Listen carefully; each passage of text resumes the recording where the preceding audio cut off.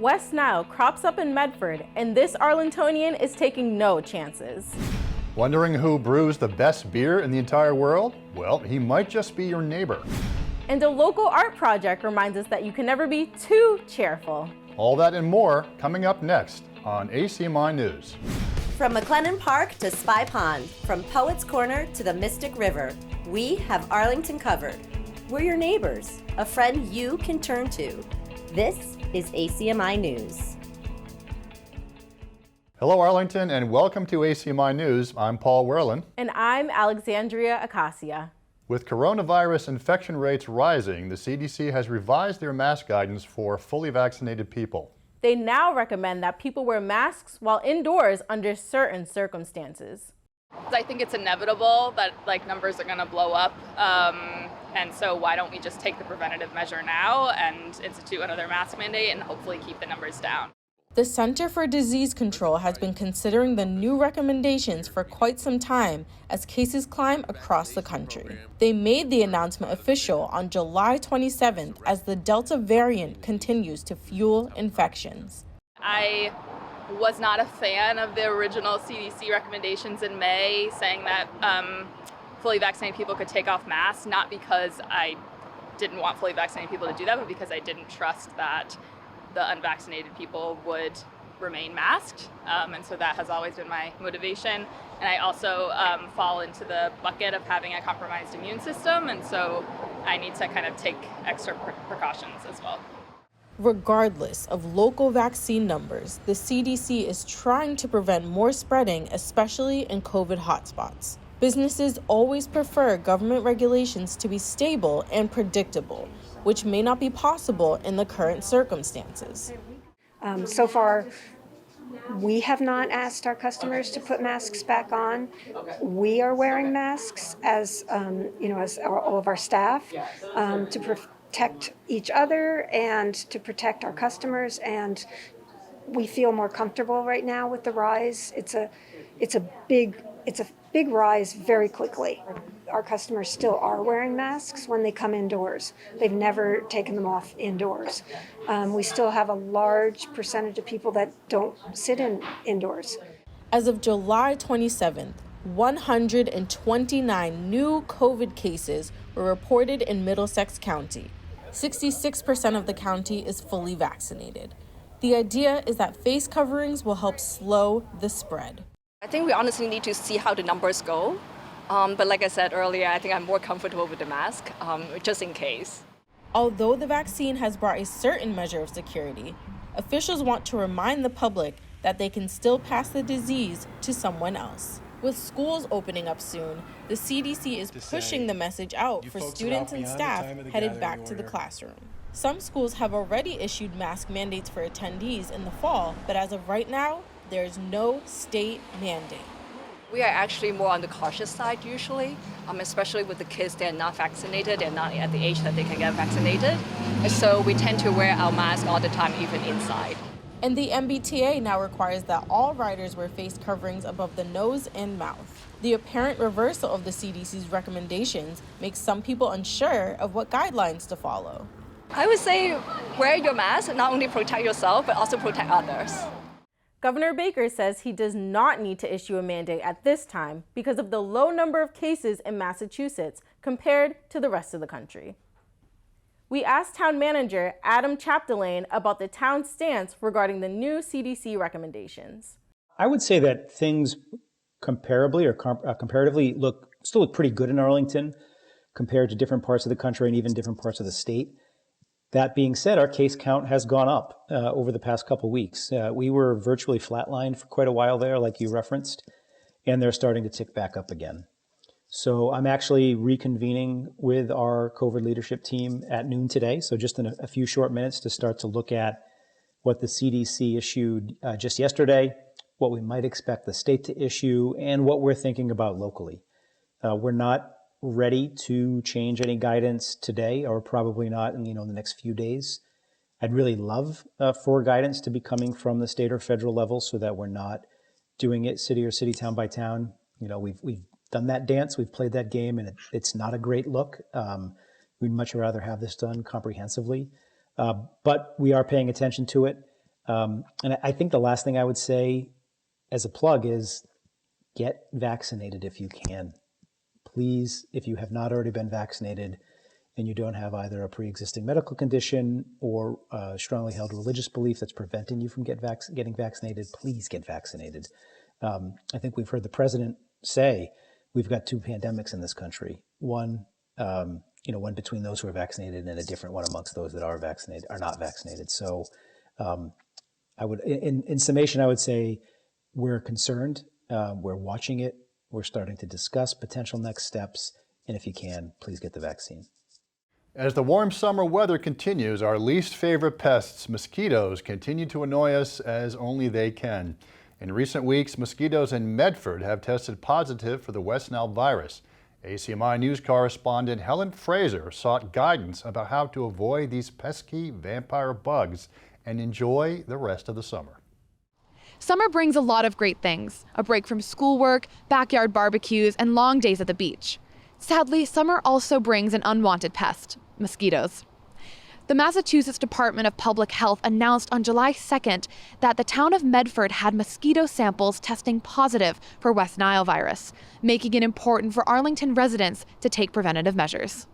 West Nile virus is a virus that's carried by mosquitoes. The way it's transmitted to humans is when a mosquito bites a bird that's infected with West Nile virus and then goes on to bite a human. They can transmit that disease, the West Nile virus, over to a human. That was Annette Curbo, a health compliance officer in Arlington.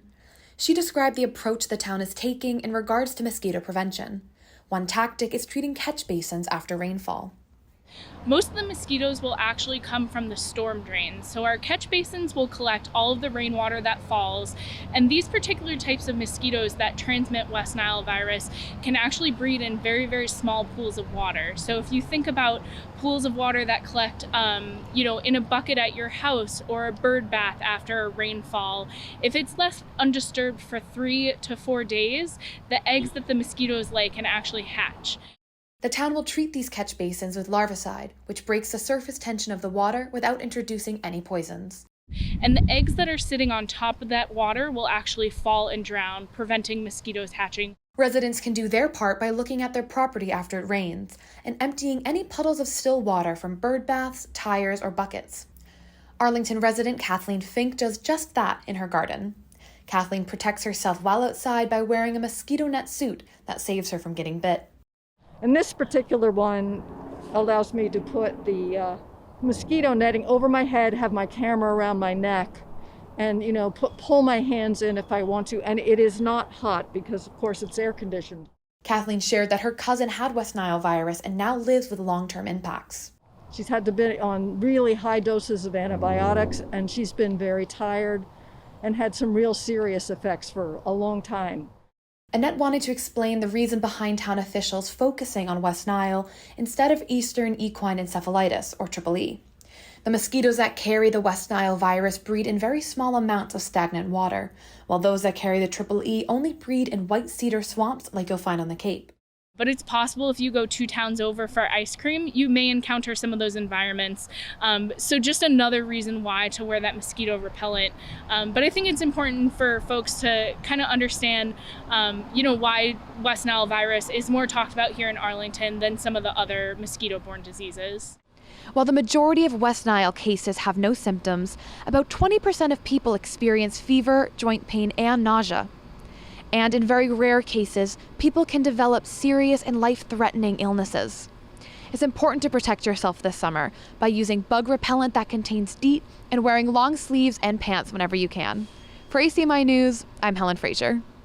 We recently spoke to Arlington State Senator Cindy Friedman, like we often do. It is not often, however, that we hear her sounding cheerful as she did when talking about the 2022 state budget and the good news it contains for Arlington. Take it away, Senator.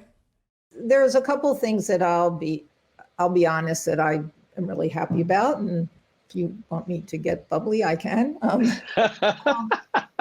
really pleased with the local priorities. We got $100,000 for Food Link. $175,000 for the Arlington Youth Counseling Center,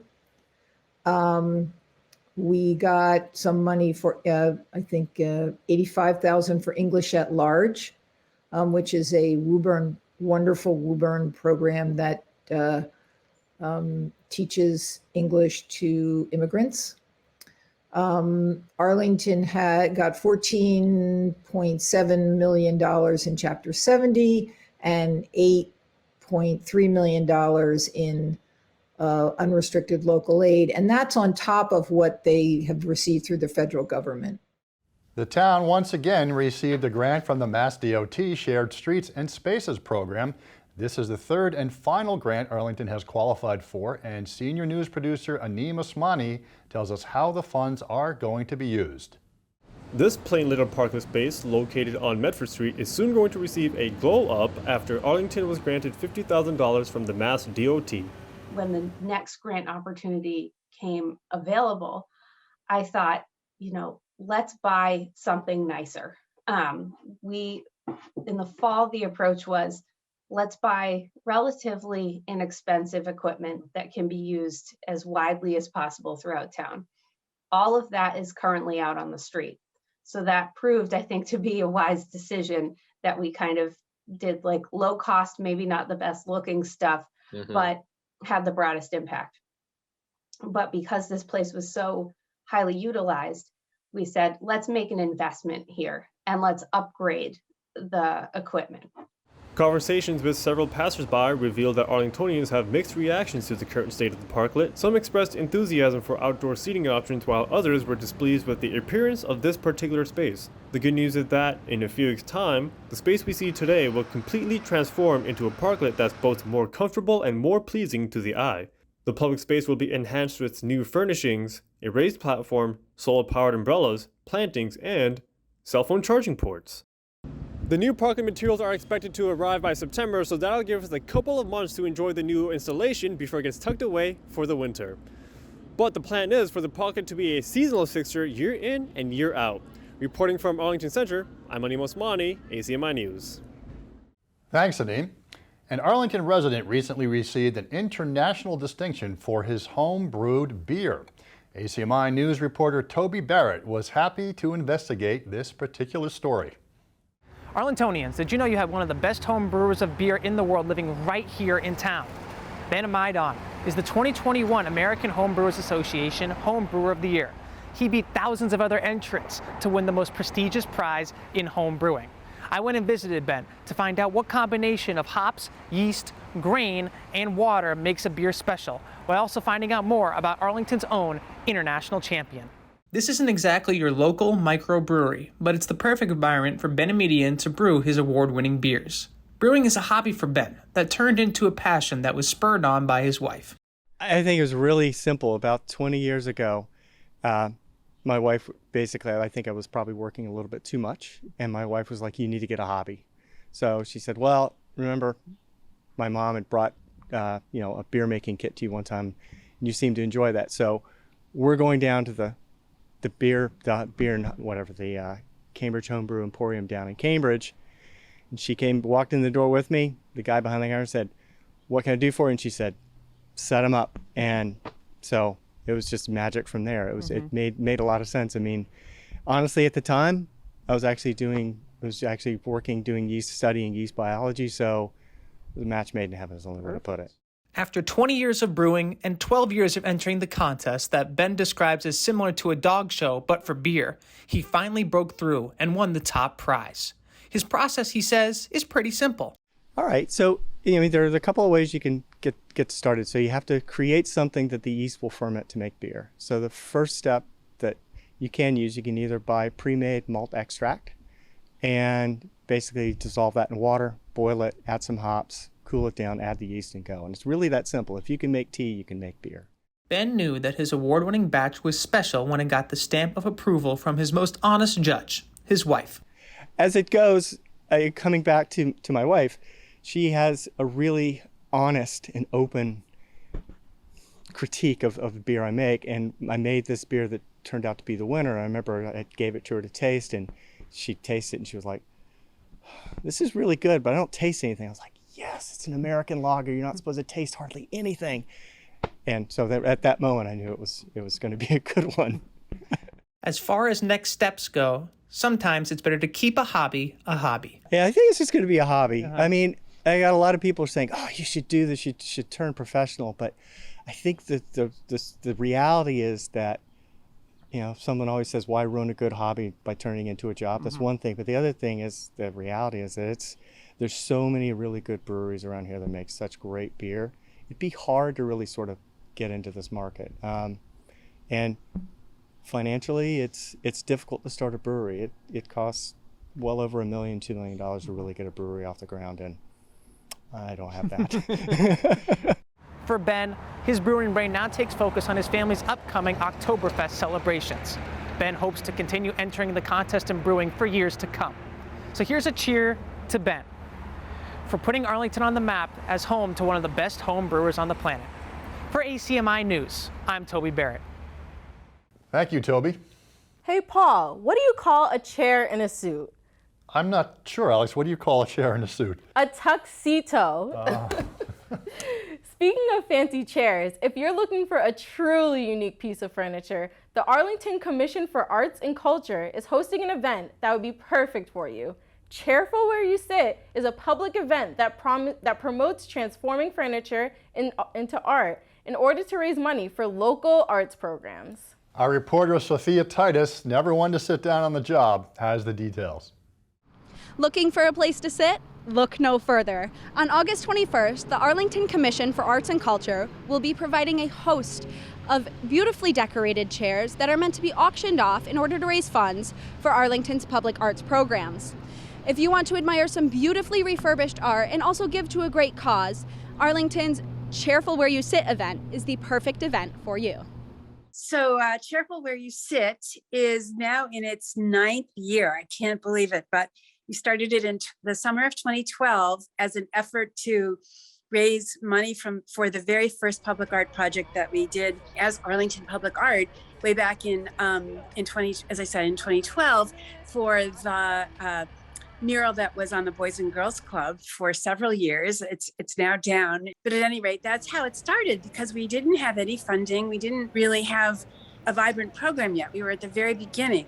Before we knew it, we had 30 crazy chairs decorated and designed and collaged and all kinds of things to it.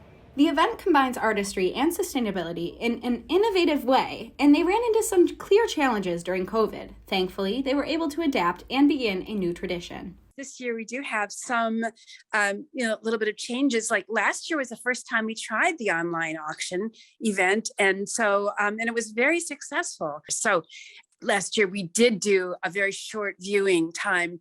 And of course, people had to tell us when they were expected. We had to limit the number of people. Adria was also very enthusiastic about involving the community more in the event. The public is invited to just look at the chairs, not to buy them that day and take them home, but to make, maybe think about which one they'd like to bid on. And so the auction will also start at 12 that day. Actually, if you wanted to contribute a chair, you could still do that. I'm asking people to basically be finished with their chairs by August 15th. So there is still time. If you have an old chair, we love people recycling chairs.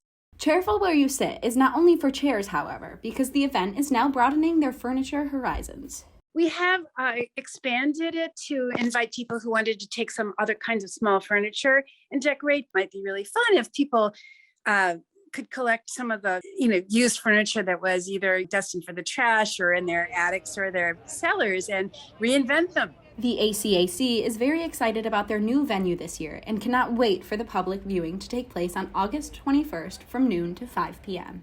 It's going to be on the lawn of the Jason Russell House, and that's a first. So we have never used the Jason Russell House as our event place, but we think it's going to be fantastic. There'll be live music.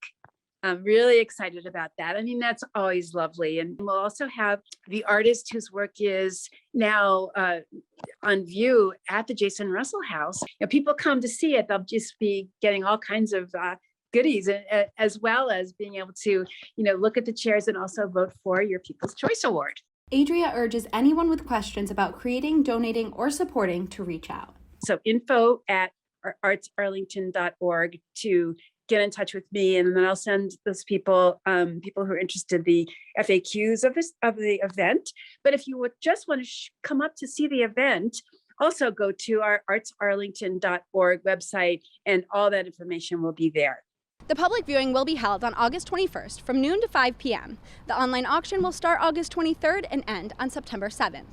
Furniture that once had only a singular purpose is being reborn in the name of art. So come out and support this great cause. My only advice, be charitable and cheerful where you sit. For ACMi News, I'm Sophia Titus. Thanks, Sophia. And that'll do it for us today. Thank you for tuning in to this week's newscast. For the cast and crew of ACMi News, I'm Paul Werlin. And I'm Alexandria Acacia. We'll see you next time. You can always check out our latest segments and newscasts on the web at acmi.tv/news.